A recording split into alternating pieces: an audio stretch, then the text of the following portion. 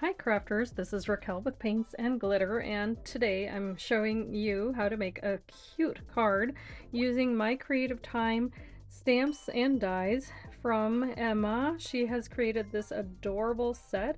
As you can see here, I've used embossing powder in white. This is from Recollections, but I'll be linking a different one below from Tonic Studios, and it also was embossed using Versamark ink.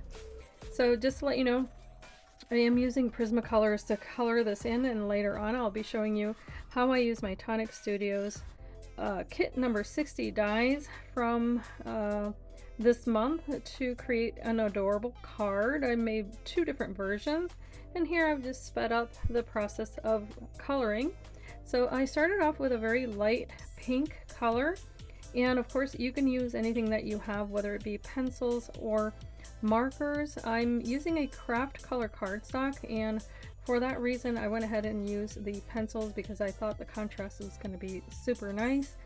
And I also used a darker pink, as you can see here, and this is just the way that I decided to color these. I was very inspired by the ladies that shared their versions of this, particularly Christine. She had some adorable shabby chic cards made with this set, and so I took the plunge and went ahead and grabbed these stamps. And I wanted to share with you that I did link these below. Now I of course am not affiliated with my Creative Time, but she did mention that on the 17th of October these would be back in stock because they did sell out, including the paper. Now I didn't grab the paper because it was sold out, so I just decided to go ahead and use the stamps and color them in. They were super easy. As you can see here, there's a bunch of little marshmallows, the little candy canes, and I just kept it with the pinks and white just to make it easier on myself, and also because that was the color palette that I decided to use. But if you do pick up her papers, then she's got a variety of different colors, and also has the images that you can just go ahead and cut out with the actual die set. This is the larger of the two images, so this does come with the same exact image, just on a smaller scale. So that will be really useful for little tags or even smaller cards if you choose to make them. I forgot the size of this particular image, but you'll see at the end how I go ahead and use it. Now I did use a darker brown to go ahead and color in the cocoa inside of this little cup, and then I did use 3 different colors of brown for the actual little gingerbread man, and just a little bit of gold there at the end.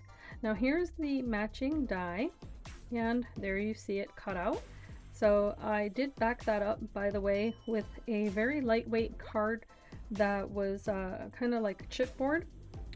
So that is backed up, it's doubled up, and that way it would be nice and sturdy. Now here's the monthly craft kit from Tonic Studios that I just picked up, and I went ahead and used a few of these dies because they had these lovely borders, and I thought it would lend a very pretty shape to the card that I'll be making.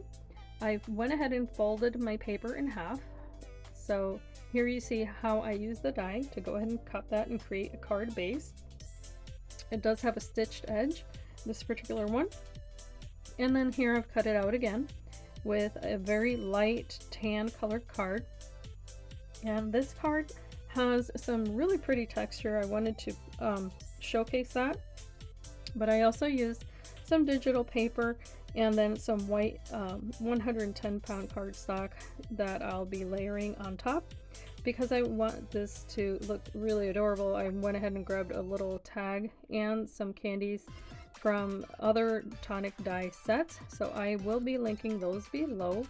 Now here I use some hybrid ink from Tonic Studios in Acorn Brown, and then using a brush I'm just very lightly applying this on the entire border because I wanted it to give that kind of like cookie color or baked edge, if you will. So I'm just very lightly wanted to add that brown on top, but it's light enough that it comes across as almost like the antique brown, I think it is, from Ranger, is a very similar color to this. And so here to highlight the border that does deboss into the paper, I went ahead and used that.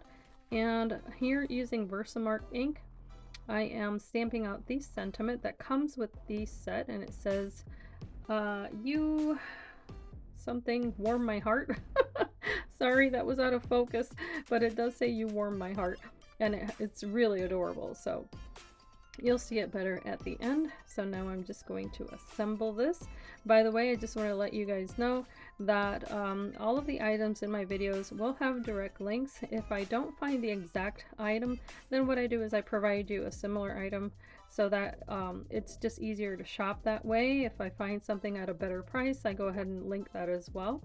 And I do appreciate it when you guys support my channel using my links, because it allows me to bring you better content and also just share different techniques. And here just wanted to show this Craft Perfect dimensional adhesive. This is from Tonic Studios, and it's a newer item that they've added to their store.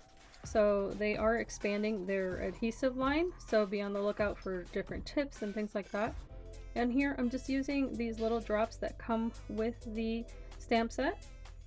And I did use a Catherine Puller ink for that. It's a very light pink. And I also am using a piece of twine to create a double bow. And this is what I'm going to use to add the little heart tag. So I just want to say thank you once again for ladies for the inspiration for these cards.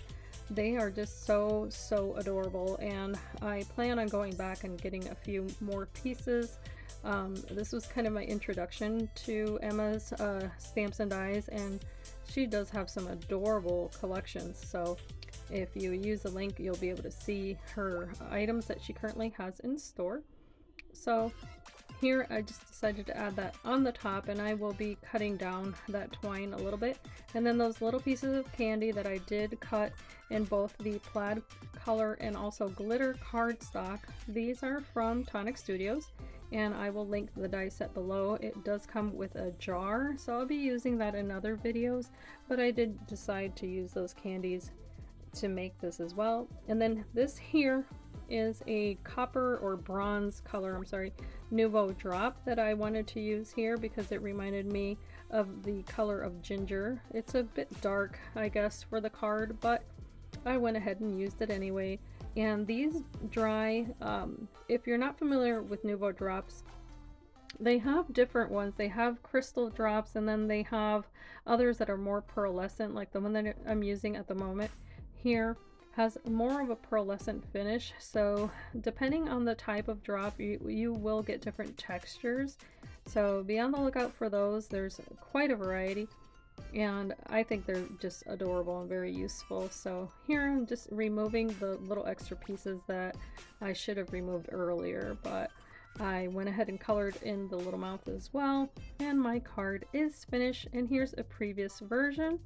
I went ahead and add a string of lights to that one, and as you can tell, the colors are a little bit different, as well as the shape, but those are also other shapes available from the same Tonic Studios die set. And the different types of drops there lend just a different color and texture, as I mentioned before. But I do hope that you have enjoyed this video, and I hope to see you in future videos where I share more inspiration. But I hope that you can be inspired and be blessed. Thank you so much for watching. Bye bye.